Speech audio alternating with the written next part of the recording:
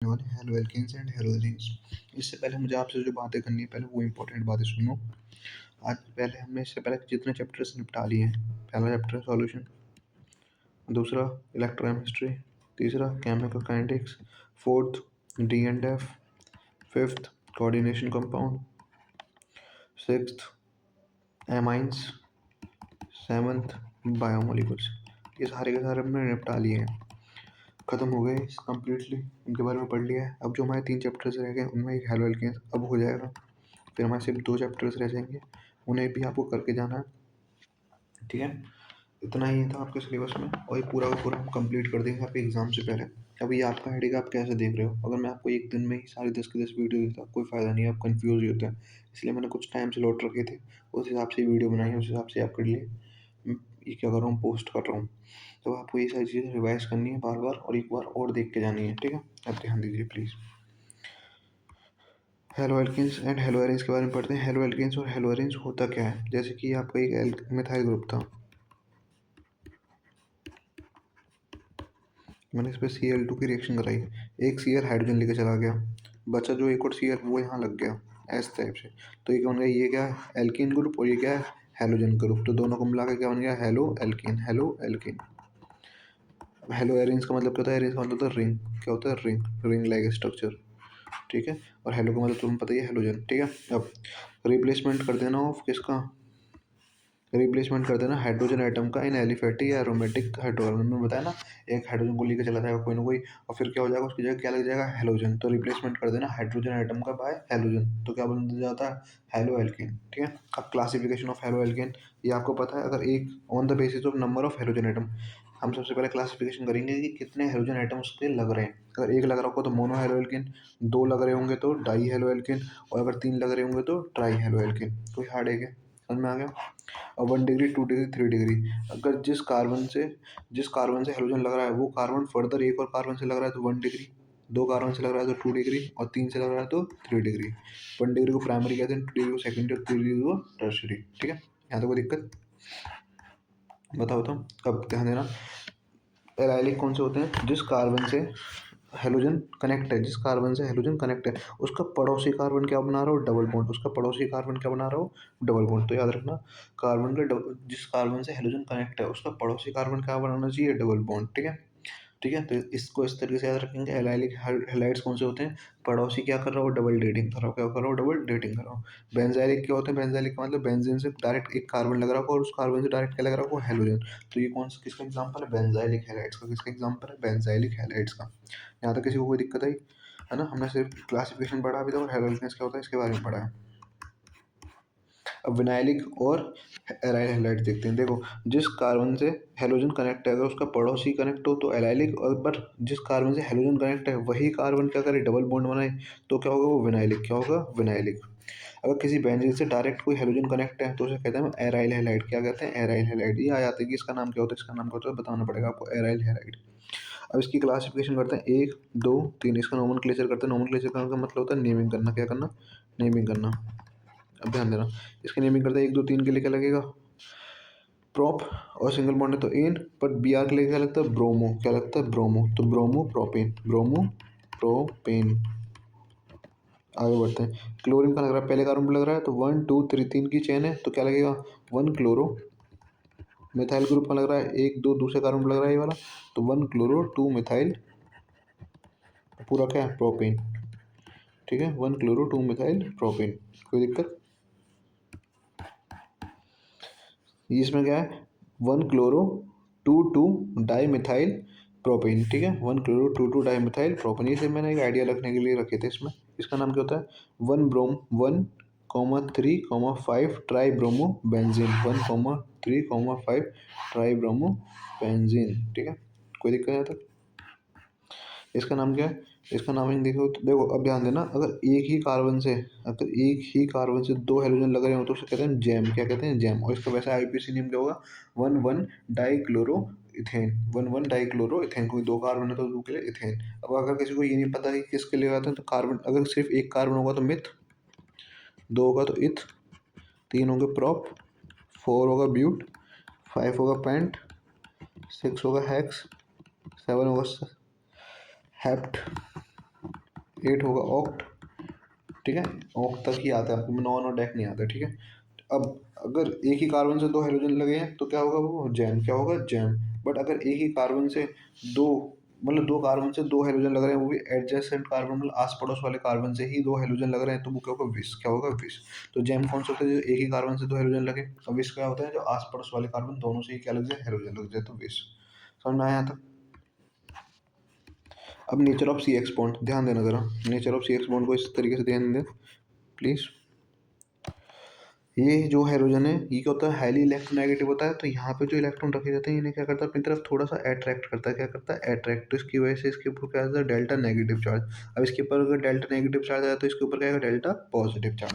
तो ये होता है nature of C X bond. मतलब क्या, ये कौन सा नेचर है, पोलर नेचर। कौन सा है, पोलर, जिसके ऊपर चार्जेस आए, ठीक है। आगे बढ़ते हैं। अब क्या पढ़ेंगे, method of preparation of haloalkanes. Haloalkanes कैसे बनाते हैं। तो सबसे पहले पढ़ेंगे फ्रॉम एल्कोहल से। एल्कोहल से पढ़ने वाली 5 रिएक्शन है, पहले याद रखें। एल्कोहल ROH, उसको रिएक्ट करा है HCl से, HCl से। तो ध्यान देना यहाँ पे जो HCl लिखा मैंने। अब ध्यान देना प्लीज, ये H और ये OH दोनों मिलकर क्या बना देंगे, H2O। क्या निकल देंगे, H2O, और बन क्या जाएगा, RCl। क्या पहली वाली समझ में आई, कोई दिक्कत नहीं आता है पहली वाली का, पहले वाले में कोई दिक्कत नहीं है। दूसरी वाली देखो, NaBr plus H2SO4, NaBr plus H2SO4। ध्यान देना प्लीज, NaBr में जो ब्रोमीन क्या लग जाएगा R के साथ, तो क्या बन जाएगा, RBr। समझ में आ गया, कोई दिक्कत। नेक्स्ट, ROH है, ROH को PX3 से रिएक्ट कराएंगे तो क्या बन जाएगा, P। अब देखो हाइड्रोजन कितने हैं यहाँ पे, 3, तो कितने ही R चाहिए, 3, तो 3 की मल्टीप्लाई करो तो क्या बन जाएगा, 3RX। ठीक है, साइड प्रोडक्ट याद करने की कोई जरूरत नहीं है। अब अगर ROH को रिएक्ट करें PCl5 से तो क्या बनेगा, RCl। और दूसरा क्या बनेगा, POCl3। अगर ROH को रिएक्ट कराएं रेड फॉस्फोरस से, किससे कराएं, red phosphorus, in the presence of halogen, तो वो भी क्या बना के देता है, RX। क्या बना के देता है, RX। अब सबसे इंपॉर्टेंट और सबसे बेस्ट वाला कौन सा है आपका, SOCl2। कौन सा वाला है, SOCl2। अगर आप ROH को रिएक्ट कराओ किससे, SOCl2 से, ठीक है। तो क्या होता है, ध्यान देना, SOCl2 में 2 क्लोरीन है, एक क्लोरीन तो ये हाइड्रोजन से निकल जाती है, ठीक है। अब जो दूसरी क्लोरीन है वो R के साथ निकल जाती है, RCl, ठीक है। तो बचा क्या, O। तो ये O कहाँ बन जाता है, SO के पास, तो O के साथ क्या बन जाता है, SO2। तो बना RCl, SO2 और HCl। ये होता है बेस्ट मेथड, क्यों, क्योंकि ये SO2 और HCl दोनों के दोनों क्या हो जाते हैं, थोड़ी देर बाद गैस में कन्वर्ट होकर उड़ जाते हैं। समझ में आ गया। तो सिर्फ क्या मिलता है हमें, प्योरेस्ट हेलो एल्केन। क्या मिलता है, प्योरेस्ट हेलो एल्केन। अब फिर क्या, हेलोजिनेशन। क्या हेलोजिनेशन का मतलब क्या है, हेलोजन को ऐड करना, अब मैं करके दिखाता हूँ आपको कैसे करते हैं। जैसे कि ये कंपाउंड है CH3 CH2 CH। भाई देखो इस तरीके से बना सकते हो, इस तरीके से CH2 मतलब इस पर 2 हाइड्रोजन लग रहे हैं, इस पर कितने, 3, 1 2 और एक ये 3, ठीक है। अब अगर इसको रिएक्ट कराऊँ मैं किसे, Cl2 से, किसे रिएक्ट कराऊँ, Cl2 से, तो ध्यान देना प्लीज़, ये बॉन्ड टूटेगा। इस बॉन्ड को टूटने की वजह से यहाँ पे एक फ्री रेडिकल, एक यहाँ फ्री रेडिकल। एक फ्री रेडिकल का मतलब क्या है, एक बॉन्ड के अंदर 2 इलेक्ट्रॉन होते हैं, एक इसको दे दिया, एक इसको दे दिया। तब प्लीज आगे ध्यान देना, क्लोरीन का बॉन्ड है, क्लोरीन का बॉन्ड टूटेगा तो कैसे बनेगा, ये Cl। तो इनका बॉन्ड टूटेगा तो एक फ्री रेडिकल इसके पास, एक फ्री रेडिकल इसके पास। अब ये जो फ्री रेडिकल है ये इस हाइड्रोजन से रिएक्ट करके क्या निकाल देगा, HCl। क्या निकाल देगा, HCl। अब ये जो फ्री रेडिकल है इससे रिएक्ट करके एक बॉन्ड बना लेगा, तो यहाँ पे बॉन्ड बनेगा ये वाला, CH3 CH2 और CL। समझ में आ गया आपको यहाँ तक, कोई दिक्कत। तो ये क्या होता है, हमारा हेलोजनेशन। ऐड करना हेलोजन को with the fellow free radical. का मतलब डॉट, फ्री रेडिकल का मतलब डॉट। आ गई आपको समझ में। अब फ्रॉम एल्किन किससे करेंगे, फ्रॉम एल्किन। अब ध्यान देना प्लीज भाई, यहाँ पे क्या होता है, आपने क्या लिया, HX। क्या लिया, HX का मतलब क्या है, आपने अब इसको HX से रिएक्ट कर रहे हो, मतलब ये बॉन्ड एक टूटेगा। अब एक बॉन्ड टूटा तो कार्बन नंबर कितने हो गए, अब देखो कार्बन के कितने बॉन्ड बचे, 1 2 3, 1 2 3। तो कार्बन के 3 बचे, बल्कि कार्बन बनाते करता है 4। तो जो HX आया, एक तरफ क्या लग जाएगा H और एक तरफ क्या लग जाएगा X, एक तरफ H और एक तरफ X। समझ में आ गया। तो ये क्या होता है, फ्रॉम एल्किन से बना रहे हैं, मतलब डबल बॉन्ड से बना रहे हैं। अब अगर हमने यहाँ पे Br2 लिया, क्या लिया है, Br2 in the presence of chloroform, in the presence of CCl4, मतलब कार्बन टेट्रा क्लोराइड की प्रेजेंस में, ठीक है।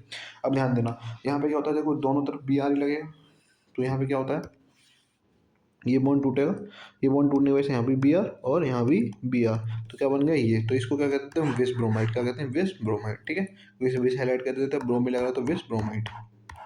अब अगर हमारी नेम रिएक्शन है फिंकलिस्टन रिएक्शन और दूसरी कौन सी हो श्वार्ट्ज रिएक्शन। फिंकलिस्टन, फिंकलिस्टन में याद रखना क्या आ रहा है दूसरे पे आई, क्या आ रहा है आई, तो यहाँ पे किसकी एक्सचेंज होता है आई का, किसका एक्सचेंज आई का, तो ये ध्यान देना आर एक्स, इसको रिएक्ट कराओ एन ए आई से, किससे कराओ एन ए आई से, तो ये जो आई की जगह ये एक्स पर बन जाएगी और एक्स की जगह आई पे आ जाएगी, तो यहाँ पे क्या हुआ हेलोजन एक्सचेंज, क्या हुआ हेलोजन एक्सचेंज, तो क्या बनता है आर आई और plus N A X, N A X, तो ये क्या हुआ हेलोजन एक्सचेंज, यहाँ पे आर आई बन गया। और फिंकलिस्टन में दूसरे नंबर पे क्या था आई, तो याद रखना फिंकलिस्टन में क्या चेंज होगा आयोडीन, क्या चेंज होगा आयोडीन।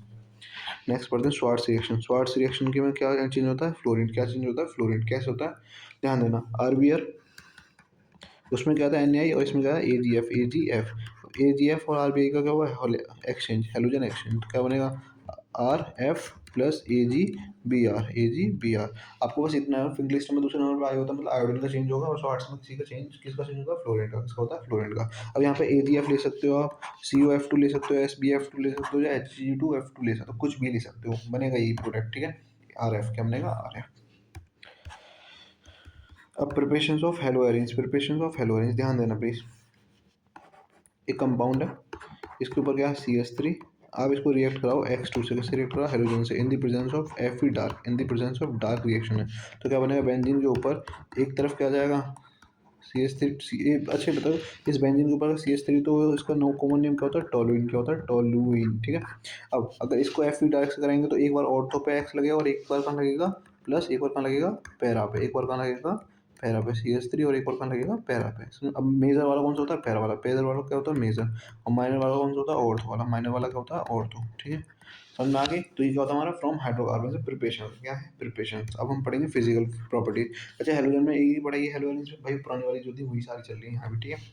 अब फिजिकल प्रॉपर्टीज, अगर फिजिकल प्रॉपर्टी सबसे पहले फिजिकल स्टेट देखें कि हमारे जो हेलो एल्केन्स होते हैं वो लिक्विड स्टेट में मिलते हैं, सॉलिड में मिलते हैं या गैसेज में मिलते हैं, तो याद रखना अगर आपका इस कोई छोटा सा एलिमेंट होगा, थोड़ा बहुत ही बड़ा होगा तो वो होगा गैसियस फेस में, थोड़ा बड़ा होगा मिडिल साइज का होगा तो लिक्विड फेस में, और सबसे बड़ा थोड़ा सा ज़्यादा ही बड़ा होगा तो कौन सा स्टेट में होगा सॉलिड स्टेट में, ठीक है। छोटे एलिमेंट गैसियस स्टेट में रहते हैं, उससे थोड़े बड़े लिक्विड में और सबसे बड़े सॉलिड में। अब बॉइलिंग पॉइंट देखना, बॉइलिंग पॉइंट किसके डायरेक्टली प्रोपोर्शनल होता है मॉलिक्यूलर वेट के, किसके डायरेक्टली प्रोपोर्शनल होता है मॉलिक्यूलर वेट के, और इनवर्सली किसके होता है चेन के, इनवर्सली किसके होता है चेन के, नंबर ऑफ चेन के, इनवर्सली किसके होता है नंबर ऑफ चेन के। यहाँ तो कोई दिक्कत मतलब कि अगर साइज बढ़ेगा तो बॉइलिंग पॉइंट बढ़ेगा, बट अगर चेन्स बढ़ेंगी जैसे मॉलिक्यूल ये लग रहा है, ठीक है। अब इसमें मैं यहाँ पे चेन बढ़ा दूँ, ये चेन ही तो बढ़ी है, ये तो ये चेन बढ़ी ना, ये चेन बढ़ी है ना, तो अगर चेन बढ़ेंगी तो बॉइलिंग पॉइंट क्या होगा कम, लेकिन अगर साइज बढ़ेगा, अगर एक और बढ़ा तो साइज बढ़ा रहा हूँ तो बॉइलिंग पॉइंट क्या होगा ज़्यादा, समझ में आ गया। बॉइलिंग पॉइंट साइज बढ़ाने से ज़्यादा होता है बट चेन बढ़ाने से कम होता है, चेन बढ़ाने से कम होता है। अगला सॉल्युबिलिटी, सॉल्युबिलिटी क्या होता है इनसॉल्युबल इन वाटर, ये वाटर में क्या होता है इनसॉल्युबल, क्या होते हैं इनसॉल्युबल, है ना, पोलर इन नेचर होता है पर फिर भी क्या होता है इनसॉल्युबल, तो इस चीज़ को याद रखना। अब रिएक्शन विद मेटल, ये होगी केमिकल प्रॉपर्टीज स्टार्ट, क्या होगी केमिकल प्रॉपर्टीज स्टार्ट। एक पेज आपका एस एन वन और एस एन टू का सबसे लास्ट में लगाया है, ठीक है, एस एन वन और एस एन टू का कहाँ लगाया है सबसे लास्ट में लगाया है, ठीक है, वो भी हम करेंगे अभी, ठीक है। तो केमिकल प्रॉपर्टीज स्टार्ट करते हैं, पहली क्या हमारी reaction with metal, reaction with metal. अब देख लो आर बी आर हमने क्या लिया आर बी आर, इसको रिएक्ट करा रहे हैं एम जी से, किससे रिएक्ट करा रहे हैं एम जी से, आर बी आर को किससे रिएक्ट करा रहे हैं एम जी से, तो क्या बन जाएगा R M G B R, R M G B R, R M G B R, R M G B R, R M G B R, ठीक है। इसको क्या कहते हैं ग्रिग्नार्ड रिएजेंट, इसका कोड वर्ड क्या होता है R M G X, R M G X, तो ये क्या होता है ग्रिग्नार्ड रिएजेंट, क्या होता है Grignard reagent, Grignard reagent, R M G B R का होता है ग्रिग्नार्ड रिएजेंट। अब ध्यान देना please, R M G B R को आप रिएक्ट कराओ एच टू ओ से, किससे करा रहे हो एच टू ओ से, तो क्या बनेगा, तो पहले ध्यान देना R M G B R में ये जो होता है आपका आर पे क्या था नेगेटिव साइन और एम जी पे क्या था पॉजिटिव ना, और वाटर को अगर तोड़े तो वाटर में क्या था एच प्लस और ओ एच नेगेटिव, अब नेगेटिव वाला कहाँ जाएगा पॉजिटिव के पास और पॉजिटिव वाला कहाँ जाएगा नेगेटिव के पास, समझ में आ रहा है। तो क्या कंपाउंड बनते हैं, पहले क्या बनेगा आर एच बनेगा और दूसरा क्या बनेगा एम जी बी आर और O H, M G B R और O H, M G B R और O H, M G B R और ओ एच, समझ में आ गया, कोई दिक्कत नहीं आ रहा। समझ में आई तुम्हें रिएक्शन विद मेटल? पहले क्या करा हमने, ग्रीनबर्ग रिएजेंट बनाया। ग्रीनबर्ग रिएजेंट कैसे बनता है, जब आप किसी हेलो एल्केन को रिएक्ट कराओ Mg से in the presence of dry ether. किसकी प्रेजेंस रखनी पड़ेगी, ड्राई ईथर की। तो क्या बनेगा आपका RMgx। अब RMgx को रिएक्ट कराओ वाटर से, तो वो क्या बना के दे देगा तुम्हें RH। क्या बना के दे देता है, RH। समझ में आ गया था? ये होता है कि आप क्या पढ़ रहे हो अभी, केमिकल प्रॉपर्टीज।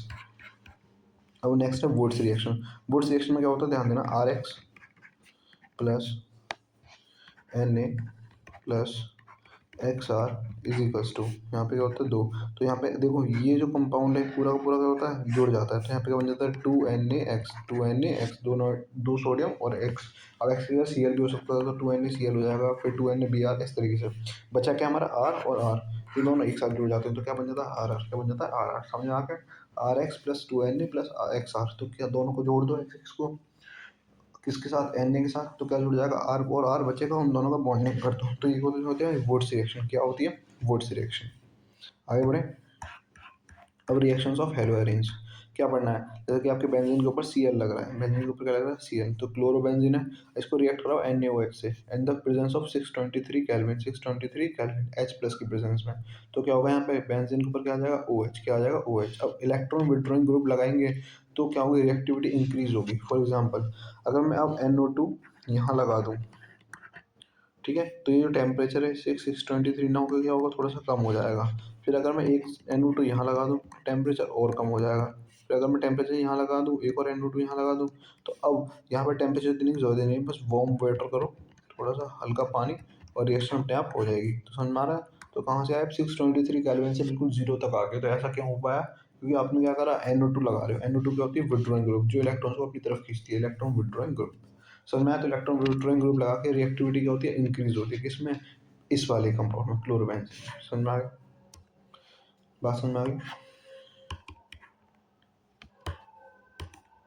अब समझना भाई, ये रिएक्शंस मैंने आपको पहले भी पढ़ाई हैं।